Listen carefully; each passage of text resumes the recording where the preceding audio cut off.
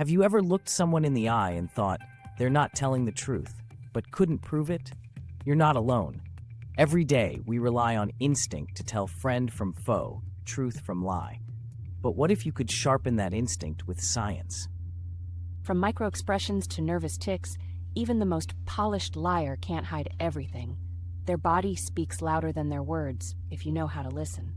In today's Curell Case Files, we're diving into the science and psychology of deception. From the moment a lie leaves someone's lips, their body starts betraying them.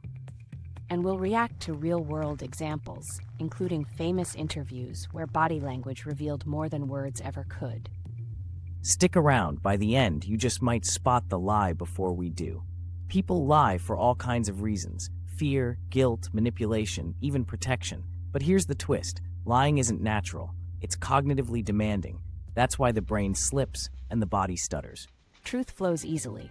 Lies, they come with friction. When we lie, we use more brain power to keep the story straight, monitor the listener's reaction, and suppress the truth. Studies show that liars often blink less during the lie, but more afterward. A delayed stress response and cognitive load affects speech. Longer pauses, fewer details, unnecessary specifics. Ever heard someone say, "to be honest"? That's a red flag. Honest people don't feel the need to say they're honest. Exactly. It's called a linguistic distancing tool. Liars subtly detach themselves from the narrative. They'll avoid using "I" or insert phrases like "believe me" or "I swear." Our bodies are honest even when we're not. That's where body language comes in. It's subconscious. While you craft a lie, your body still reacts to stress. Sweat, fidgeting, shifting weight, covering your mouth. And let's not forget microexpressions, those lightning-fast flashes of emotion that last less than a second. Fear, contempt, disgust. They're nearly impossible to fake or suppress. Researcher Paul Ekman identified 7 universal facial expressions, and when a spoken emotion doesn't match the microexpression, that's when we lean in. It's not about one gesture, it's about clusters. A nervous laugh isn't proof of lying, but a nervous laugh plus diverted gaze plus contradictory words, that's a pattern. And patterns matter. Here are some of the most common physical indicators we see in deception. Number 1, eye contact, or lack of it. Liars often avoid it, but some overcompensate and stare too long. Number 2, fidgeting, tapping feet, playing with objects, adjusting clothes. It's displacement behavior, trying to offload internal stress. 3, touching the face or neck. It's called self-soothing. You'll see it in people who are uncomfortable with what they're saying. 4, excessive blinking or gulping. The body reacts as if under threat. 5, asymmetrical facial expressions. A real smile involves the whole face. A fake one, not so much. 6, speech tells. Liars may speak faster or suddenly slower. They'll also repeat your question to buy time.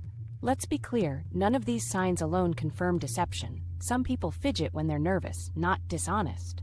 That's why we rely on baseline behavior. Watch someone when they're comfortable, then compare that to how they behave when the topic shifts. Detectives use controlled questioning to uncover deception. It's not just what you ask, it's how you ask it. They'll often start with open-ended questions to get a baseline. Then they introduce a controlled variable, a detail only the guilty party would react to. The guilty often overreact or hesitate.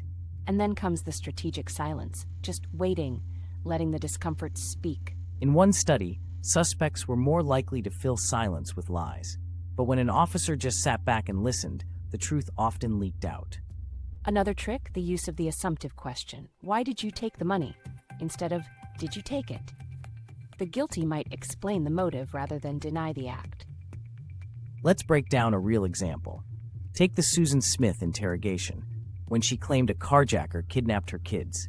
Watch her first interview, flat tone, rehearsed lines, no visible emotion, but her microexpressions revealed contempt.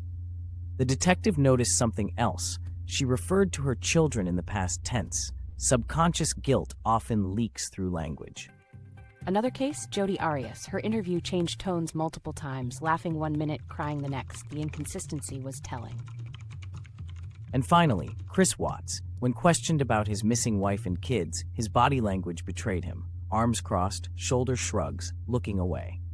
Even when he spoke, his words lacked ownership. The kids are gone, not my kids. The detachment was chilling.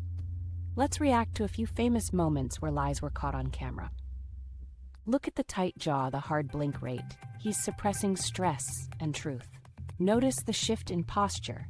When asked about specifics, his body closes off, crossed arms, tightened lips. It's all in the inconsistencies.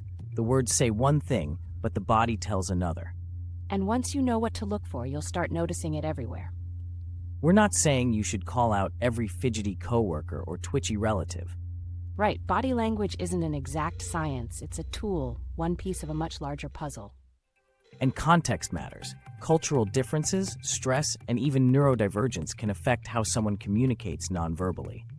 Use this knowledge to observe, not to accuse. Be curious, not judgmental. It's powerful, but with power comes responsibility. Always pair observation with empathy. Let's recap. We've learned the psychology behind lying, the body's betrayal, and how real interrogators spot deception.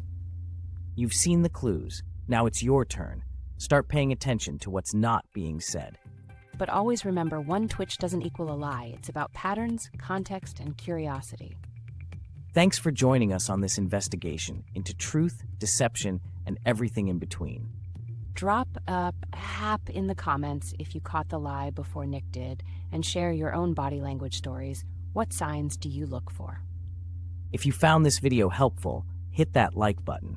Don't forget to subscribe to Curell Case Files for more psychological breakdowns and true crime deep dives. And remember, every lie leaves a trace. You just need to know where to look.